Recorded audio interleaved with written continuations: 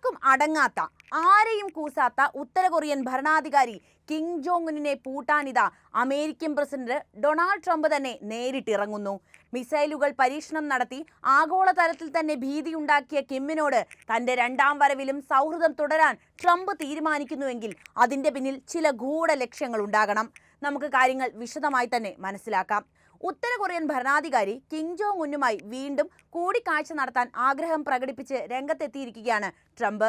വ്യാഴാഴ്ച സംപ്രേഷണം ചെയ്ത ഫോക്സ് ന്യൂസിലെ ഒരു അഭിമുഖത്തിലാണ് കിമ്മിനെ കാണണമെന്ന ആഗ്രഹം സാക്ഷാൽ ഡൊണാൾഡ് ട്രംപ് പ്രകടിപ്പിച്ചത്. മുമ്പ് 3 തവണ കണ്ടുമുട്ടിയ ഉത്തര കൊറിയൻ നേതാവിനെ സ്മാർട്ട് പൈ എന്നാണ് ട്രംപ് വിശേഷിപ്പിച്ചിരുന്നത് പോലും. 2017 മുതൽ 2021 വരെയുള്ള തന്റെ മുൻ ഭരണകാലത്ത് അപൂർവ നയതന്ത്ര ബന്ധം പുലർത്തിയിരുന്ന വ്യക്തി കൂടിയാണ് അദ്ദേഹം. അദ്ദേഹവുമായി കൂടിക്കാഴ്ച നടത്തുക മാത്രമല്ല, ഇരുവരും ആത്മാർത്ഥ പ്രണയത്തിലാണെന്നാണ് അന്ന് മാധ്യമങ്ങൾ വിശേഷിപ്പിച്ചത് പോലും. എന്നാൽ ഉത്തര കൊറിയയുടെ ആണവ പദ്ധതി അവസാനിപ്പിക്കാനുള്ള ശാശ്വതമായ ഒരു കരാറും ഈ കൂടിക്കാഴ്ചയിൽ ഉണ്ടായില്ലെന്ന് സ്റ്റേറ്റ് സെക്രട്ടറി മാർക്കോ റൂബിയോ സ്ഥിരീകരിച്ചിട്ടുണ്ട്.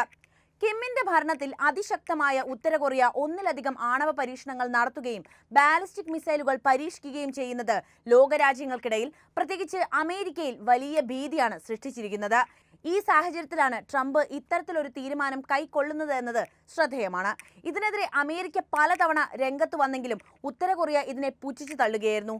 UN ഉത്തര കൊറിയയുടെ ശ്രമങ്ങളെ നിരോധിക്കുന്ന ഒന്നിലധികം പ്രമേയങ്ങൾ പാസാക്കി. ഈ മാസം ആദ്യം സെനറ്റ് സ്ഥിരീകരണ ഹിയറിംഗിൽ റൂബിയോ കിമ്മിനെ സ്വേച്ഛാധിപതിയെന്ന് മുദ്ര കുത്തുകയും ചെയ്തിരുന്നു. ദക്ഷിണ കൊറിയയുമായും ജപ്പാനുമായും ഉത്തര കൊറിയ നടത്തുന്ന യുദ്ധം തടയാനുള്ള ശ്രമങ്ങൾക്കായി റൂബിയോ ആഹ്വാനം ചെയ്തിട്ടുണ്ട്.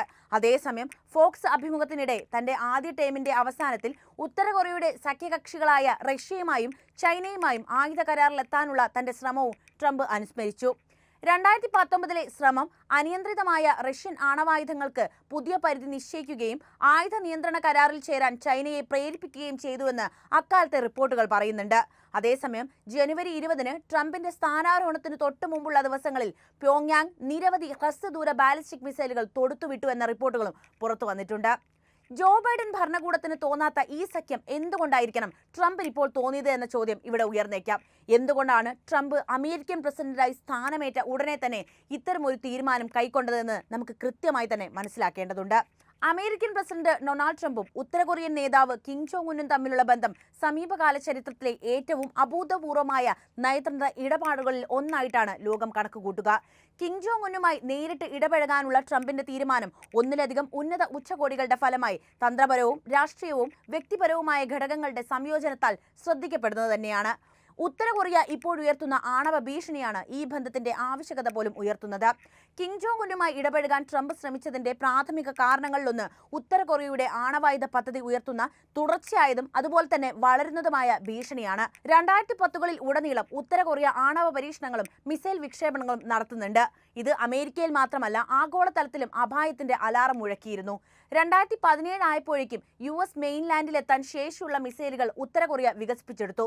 ഒരു ആണവ ഏറ്റുമുട്ടലിന്റെ ഭീഷണി കൂടുതൽ യാഥാർത്ഥ്യമാകുന്നത് ആ കാലഘട്ടത്തിലാണ്. ട്രംപ് പ്രസിഡന്റ് സ്ഥാനത്തേക്കുള്ള തന്റെ പ്രചാരണത്തിലും തന്റെ ആദ്യകാല ഭരണകാലത്തും ഉത്തര കൊറിയയുടെ ആണവ മോഹങ്ങൾ തടയേണ്ടതിന്റെ ആവശ്യകതയെക്കുറിച്ച് ഒരുപാട് സംസാരിച്ചിട്ടുണ്ട്.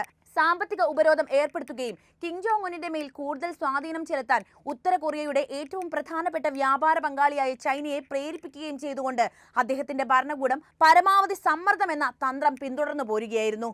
എന്നിരുന്നാലും ഉപരോധം മാത്രം ശാശ്വത പരിഹാരമായി കാണാതെ നയതന്ത്രത്തിന്റെ മാർഗമാണ് ട്രംപ് ഇപ്പോൾ പരീക്ഷിക്കാൻ ഇറങ്ങുന്നത്. ഉത്തര കൊറിയൻ നേതാവുമായുള്ള നേരിട്ടുള്ള ഇടപഴകൽ പ്രശ്നം പരിഹരിക്കാൻ സവിശേഷമായ ഒരു വഴി വാഗ്ദാനം ചെയ്യുന്നുവെന്ന് അദ്ദേഹം അടിയുറച്ച് വിശ്വസിക്കുന്നുണ്ടാകും. കിമ്മുമായി കൂടിക്കാഴ്ച നടത്താനുള്ള ട്രംപിന്റെ തീരുമാനം വ്യക്തിപരമായ നയതന്ത്രത്തിന്റെ പ്രതിസന്ധി മറികടക്കാൻ കഴിയുമെന്ന വിശ്വാസത്തിൽ വേരൂന്നിയതാണ്.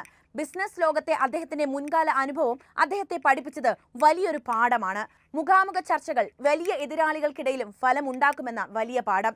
കിമ്മുമായി നേരിട്ട് ഇടപഴകുന്നതിലൂടെ ആണവ നിരായുധീകരണം ഉൾപ്പെടെയുള്ള കാര്യമായ ഇളവുകൾ നൽകാൻ അദ്ദേഹത്തെ പ്രേരിപ്പിക്കാൻ കഴിയുമെന്നും അദ്ദേഹം വിശ്വസിക്കുന്നുണ്ടാകണം. ട്രംപിന്റെ വ്യക്തിപരമായ നയതന്ത്രവും അതുപോലെ തന്നെ പാരമ്പര്യേതര സമീപനവുമാണ് അടുത്ത പ്രധാനപ്പെട്ട ഒരു കാര്യം. വിദേശ നയത്തോടുള്ള ഡൊണാൾഡ് ട്രംപിന്റെ സമീപനം പലപ്പോഴും പാരമ്പര്യേതരമായിരുന്നു.